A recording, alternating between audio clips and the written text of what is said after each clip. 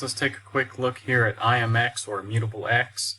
Now, I have reassigned line a bit, so you have the top here, which was, well, it was about $3.76 or so, at the high, local high, and basically there's a touch point here, there's touch points here, and here as well. So you can see that we still haven't really broken out of this trend. So I would say there's not too much to get excited about right now with IMX.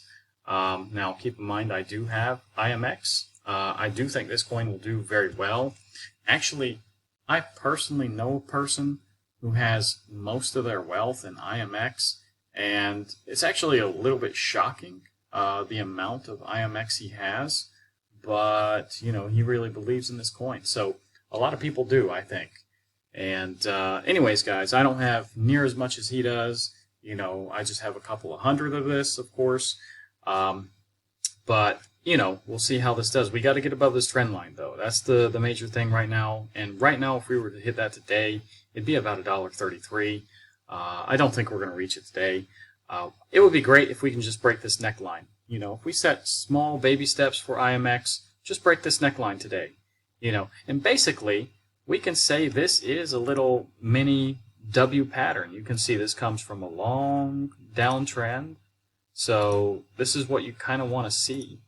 And you have right here. So basically, again, I keep saying basically, that breakout will probably be something about like this. Let's just say, it's a little bit skewed, so it's kind of hard to do, a W pattern here and get a correct measurement, but it'll probably be about that big. So I do think we may reach about $1.46, of course, but this may take us out of the reaccumulation zone. So that's a good thing to see. I'm going to delete these, though. It's not, anything major. Patterns, may play out, they may not. I just like to make people aware of them when I do see them. But basically, the major thing is this trend line. So, yeah, and like I said, $1.42 we're going to get out of reaccumulation, and $1.46 is the next daily resistance.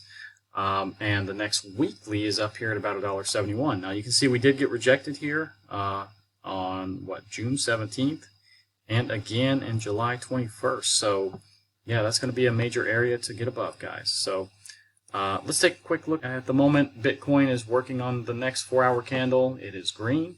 I don't never know. Every time I say that, it looks like Bitcoin just wants to go up. But, it still has 4 hours. I mean, it could easily do so. But I think tomorrow we're going to get CPI numbers. And, I think Bitcoin is kind of going to stall out here. I think it may range in between these, resistances and supports. So this is a daily support. It's not so strong like this resistance up here, which is a weekly resistance, which I always put in green. So let's see. I do think if we get good numbers tomorrow and we do stay in this range, probably we'll come up to 63.1, maybe even 63.8.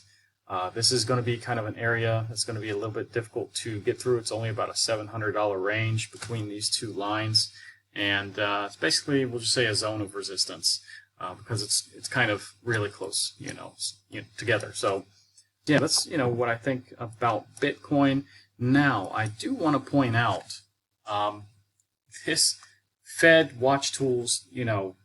Basically, people are thinking that. The majority of the people, actually, is 54.5%, are thinking that we're going to get a 50-point cut here, or at least half a point, I should say. It's not a 50-point, but a half-point cut. So I am on the 45% side. I don't think they're going to cut 50 basis points here, and it's just so big of a cut. I know we had large, raises when we were going up to 5.25 to 550. We did have some half-point raises, but I just think he's going to play it safe. I think September we're going to see a quarter, and I think probably in November you're going to